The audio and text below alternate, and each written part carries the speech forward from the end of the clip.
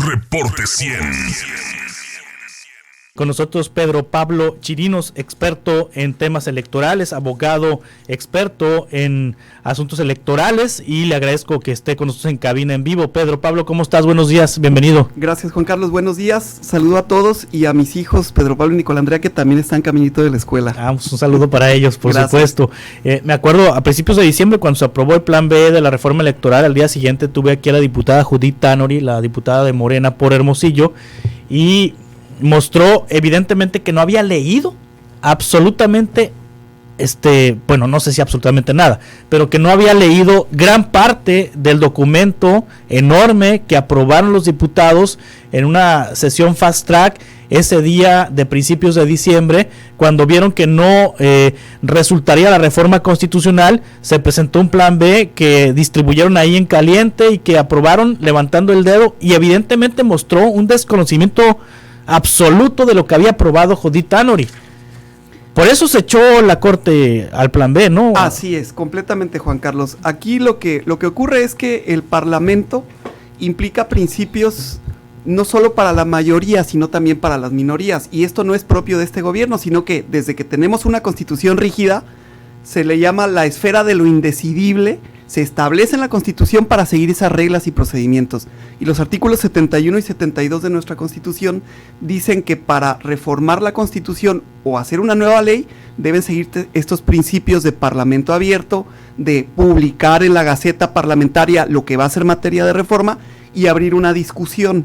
Estos principios no son nuevos, la Corte los trae desde 2006, 2008, ha revocado varias leyes electorales en diversos estados por estos mismos principios que no se han seguido, y ya lo dijiste tú muy bien, ni siquiera los propios diputados conocieron qué pasó con esta reforma del Plan B, que era un documento muy extenso de más de 255 páginas, que reformaba más de 400 artículos y derogaba 100 artículos. O sea, no solo lo que le ponían, sino también lo que le quitaban a esta reforma, y los diputados seguramente que no lo saben, porque hubo una aprobación fast track en diputados de 2 días, o sea, el 6 de diciembre se presenta y para el 7 ya estaba discutida y aprobada, sin trámite en comisiones porque fueron dispensados, y esto es lo que la Corte dice: a ver, no sé en el fondo si está bien o mal la reforma, pero no seguiste las reglas, aún y cuando seas la mayoría, a todos nos toca conocer de qué se trata. ¿Para qué?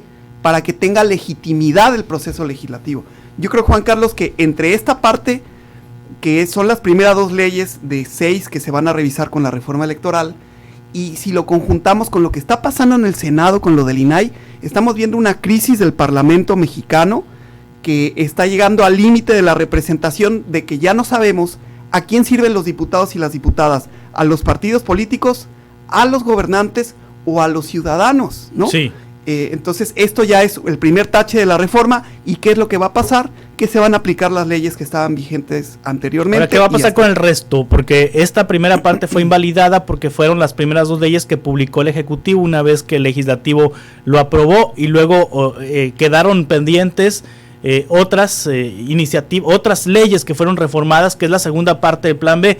¿Va a tener el mismo destino la segunda parte del plan B? Bueno, aquí y ya hay muchos estudios, incluso de la UNAM, que habían advertido la violación al proceso legislativo, sí. Y hay cuadros comparativos en donde el trámite en Cámara de Diputados de los 2 paquetes de reformas, ahora sí el que te refieres, el segundo paquete, tiene las mismas falencias que este primero, ¿no? Sí. Entonces, en el fondo, a mí me gustaría ver una discusión de fondo en la Suprema Corte de Justicia, pero lamentablemente no lo vamos a ver, porque no se siguieron estos principios básicos de discusión que den esa legitimidad a la ley. Entonces, la Suprema Corte, así como vimos ayer el 9-2, así lo vamos a ver, se puede vaticinar por adelantado, que va a ser la misma calificación de no haberse seguido este Parlamento debidamente, porque en Cámara de Diputados, con esta urgencia de cambiar el plan A al plan B, echaron a perder incluso todos los foros de discusión de la reforma electoral que hubo, porque esos foros fueron alrededor de una reforma constitucional, y el plan B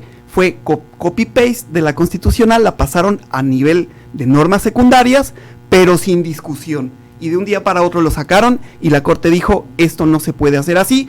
Yo creo que la Corte está jugando su papel de contrapeso institucional, que para eso está previsto en la Constitución, porque estas vías para revocar una reforma constitucional, nos la hemos dado nosotros a través de estas leyes, de las acciones de inconstitucionalidad, y no creo que tenga necesariamente un ingrediente político como el gobierno o el oficialismo está acusando, porque ni siquiera se discutió el fondo de la reforma, sino solamente se revisó si se siguieron las reglas para construir bien el Parlamento, y resulta que no fue así. Es decir, puede ser que sean constitucionales las reformas, pero pues eso no se llegó a analizar porque se equivocaron en el procedimiento. Así es, se brincaron de la A a la W, X, Y y Z, y no hubo esa discusión necesaria para aclarar esa parte. ¿Significa que puede volverse a presentar el plan B? A ver, ¿y vivir todo el proceso legislativo y reponerlo?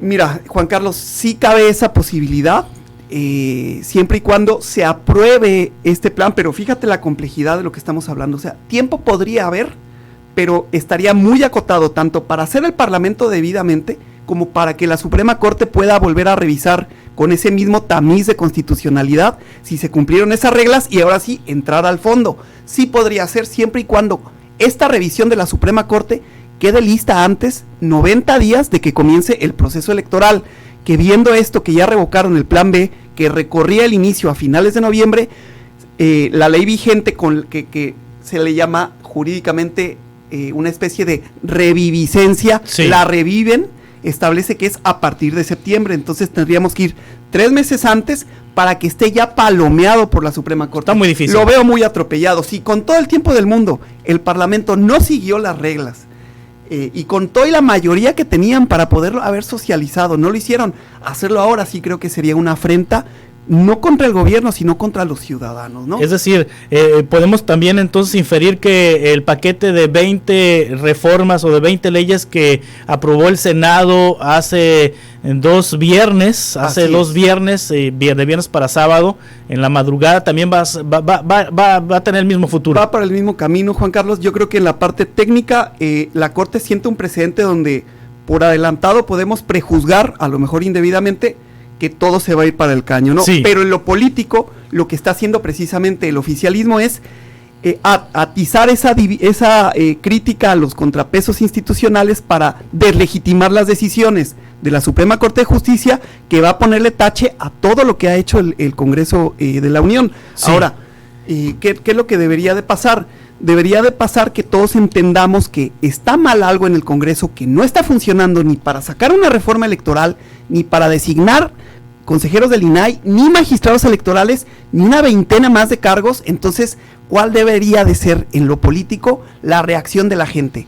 ¿Darles el refrendo a este Congreso o sostener un contrapeso mayor para que el Parlamento cumpla debidamente con su función? Porque no creo, Juan Carlos, que deba de ser la conclusión de esto una crítica a la Suprema Corte de Justicia de la Nación, si es la base del principio de separación de poderes que está en la Constitución, ¿no? No por el dogma político del gobernante se debe de legitimar a la Suprema Corte de Justicia. Yo creo que cumple con su función de juez constitucional, y todos los actos de todas las autoridades deben sujetarse a este control de constitucionalidad. Ahora, de hecho, ministros propuestos por el presidente López Obrador para la Suprema Corte de Justicia invalidaron el plan B de la reforma electoral. Ministros propuestos por el presidente López Obrador, Margarita Ríos Farjat, por ejemplo. Trataron de validar el proceso legislativo. Bueno, a ver, Margarita sí lo invalidó, igual que Arturo Saldívar, que son de este bloque. Sí. Juan Luis González Alcántara Carrancá también lo propuso el presidente López Obrador, ¿no? Así es. Entonces, Juan Luis González Alcántara Carrancá, Ana Margarita Ríos Farjat, que fueron propuestos por López Obrador para la Suprema Corte, votaron por invalidar el plan B de la reforma electoral por fallas en el procedimiento. Y el otro ministro, Arturo Saldívar, que no lo propuso López Obrador, lo propuso Felipe Calderón, pero es muy cercano al presidente, es muy cercano a la 4T, también votó a favor de invalidar, ¿no? Así es, estuvieron por invalidar porque, insisto, en los pasos para llegar del 1 al 100, sí, se brincó el Parlamento del 1 al 97, 98, 99 y 100. Sí. Y esto está a la vista de todos, incluso los obradoristas, los ministros ligados a la 4T, no pueden tapar el sol con un dedo para acomodar esas reglas de génesis de las normas que no se siguieron en el Congreso, vaya. 2 ministras sí votaron, propuestas por el presidente, votaron por no invalidar. Por no invalidar, ellas lo que estaban diciendo. Bueno, dicen que una, ¿no? Dicen que una y la otra le copió. Le copió el Loreto argumento, diciendo nada más que los Ortiz. Coordinadores conocieron las modificaciones a los proyectos. Pero ¿cuántas veces hubo modificaciones en estos más de 400 artículos que nadie tiene la certeza, ni siquiera esta diputada que dices que vino aquí,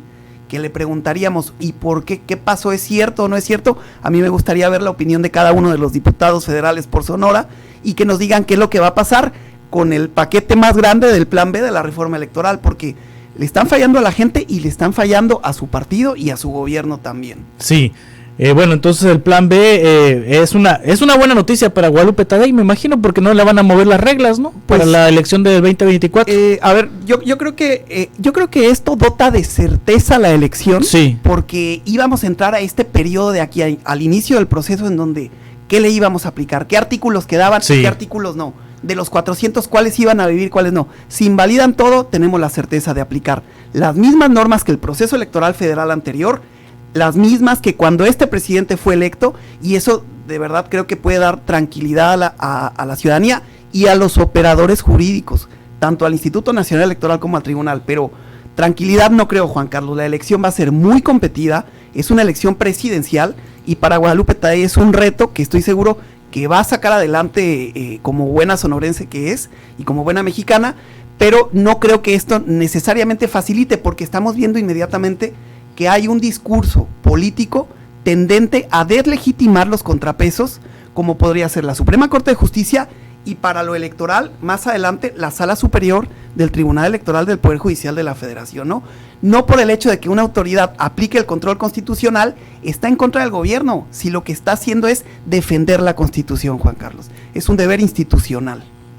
Pedro Pablo Chirinos, muchas gracias por este análisis. Un gusto, Juan Carlos, saludos. Hasta pronto. Reporte 100.